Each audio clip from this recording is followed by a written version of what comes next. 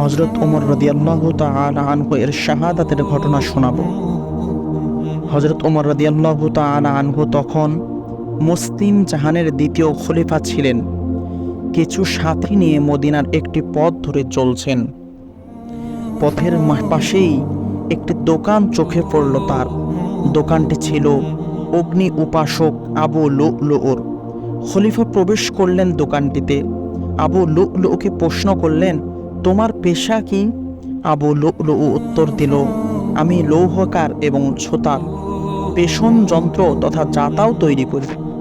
আমিরুল মুমিনিন তাকে লক্ষ্য করে বললেন, আমি শুনেছি তুমি নাকি বলেছ আমি এমন পেষণ যন্ত্র তৈরি করতে সক্ষম যেটা বাতাসে চলবে। শুনে অগ্নি উপাসক বলল, আমি আপনার জন্য এমন কিছু করব যেটা সারা দুনিয়ার মানুষ জানতে পারবে। হযরত ওমর রাদিয়াল্লাহু তাআলা আনহু এবার সঙ্গীদেরকে লক্ষ্য করে বললেন, দেখো সে কিন্তু আমার সাথে অঙ্গীকার করেছে। এ কথা বলে তিনি দোকান থেকে বেরিয়ে পড়লেন। কিছুদিন পর আবু লুলু একটি খঞ্জর তৈরি করল। সেটির হাতল ছিল মাঝখানে, ফলা ছিল দুইটি পাশে, উভয় দিকে ধারালো। সে খঞ্জরটি সে পুরো 1 মাস বিষের মধ্যে ডুবিয়ে রাখল, যেন সেটি দিয়ে কাউকে আঘাত করলে স্বল্প আঘাতেও বিষক্রিয়া রক্তে ছড়িয়ে পড়ে এবং আঘাত মামুলি হলেও যেন আঘাতপ্রাপ্ত ব্যক্তি মৃত্যুর হাত থেকে রেহাই না পায়। এরপর কোনো এক রাতের আধারে সে মসজিদে নববীতে সবার অগোচরে প্রবেশ করে মেহরাবের ভিতরে লুকিয়ে থাকলো। ওমর রাদিয়াল্লাহু তাআলা আনহু অন্যান্য দিনের মতো সেদিনও ফজরের নামাজের জন্য মসজিদে প্রবেশ করলেন এবং মসজিদে অবস্থানরত ব্যক্তিদের জাগিয়ে দিতে আসসালাহ আসসালাহ বলতে লাগলেন। জামাতের জন্য মুসল্লি বৃন্দ প্রস্তুত হলেন। তখনকার দিনে বর্তমান সময়ের মতো মসজিদে এত আলোর ব্যবস্থা ছিল না। সারা মসজিদে একটি বা দুটি বাতি জ্বলত। হযরত ওমর রাদিয়াল্লাহু তাআলা আনহু নামাজ শুরু করলেন। আবু লুলু তখন মেহরাবে লুকিয়ে রয়েছে। সে মোক্ষম সুযোগের অপেক্ষায়।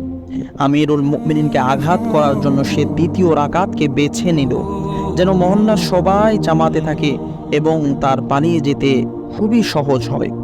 আমিরুল মুমিনিন দ্বিতীয় রাকাত শুরু করলেন।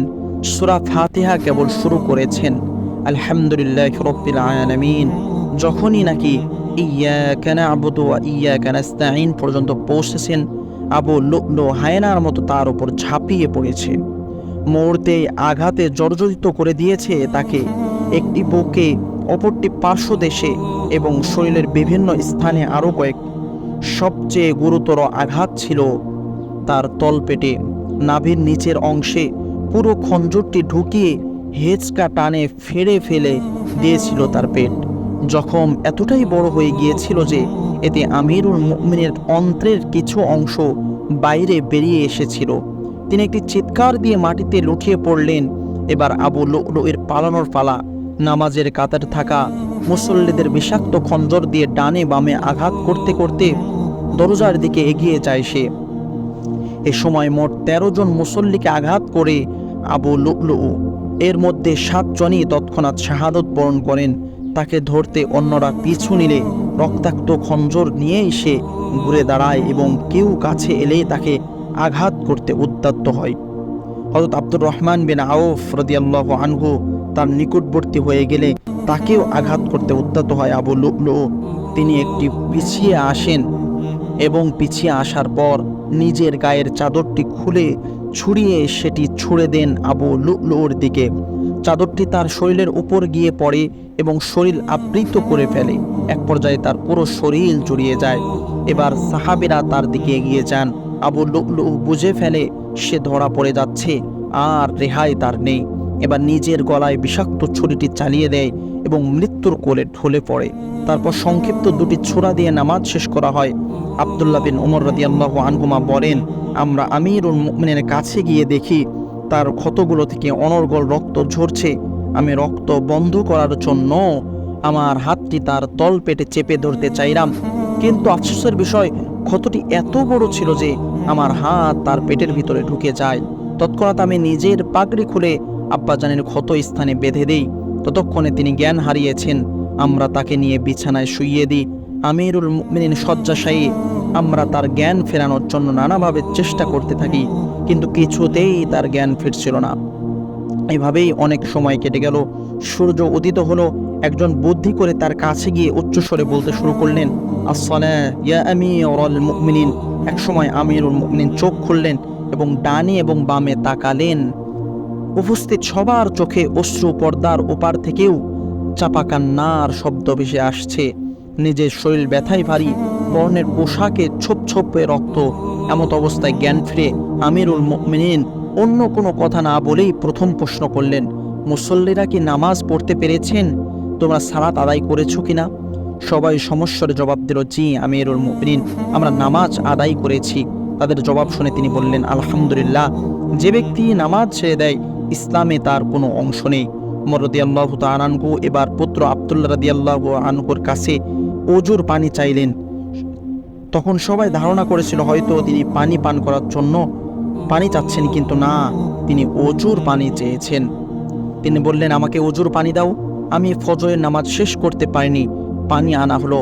আমিরুল মুমিনিন ওজু শেষ করে বললেন, আব্দুল্লাহ, আমাকে বসিয়ে দাও।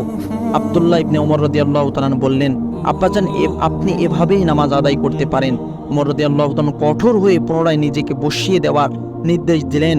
তিনি বললেন, আকাইদনি লা উম্মালাক। আব্দুল্লাহ ইবনে ওমর রাদিয়াল্লাহু তাআলা বলেন, আমি তাকে বসানোর জন্য তার পেট কিছুটা বাঁকা করতেই তলপেটের ক্ষত দিয়ে কিছু অন্ত্র পেরিয়ে পড়ল। ফলে আবার তাকে শুইয়ে দিলাম এবং পাগড়ি দিয়ে আবার ক্ষতস্থান ভালোভাবে বেঁধে দিলাম। ওমর রাদিয়াল্লাহু তাআলা নামাজ শেষ করলেন। নামাজের পর ইস্তিগফার করলেন, জিকির আজকার দোয়াগুলো শেষ করলেন। এবার উপস্থিত ব্যক্তিদের দিকে তাকিয়ে তার প্রশ্ন, আমাকে আঘাত করেছে কে?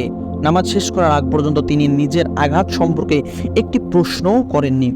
উপস্থিত কেউ উত্তর দিল, মুগিরা বিন শুবার দাস অগ্নিপূজক আবু লুলু আপনাকে আঘাত করেছে।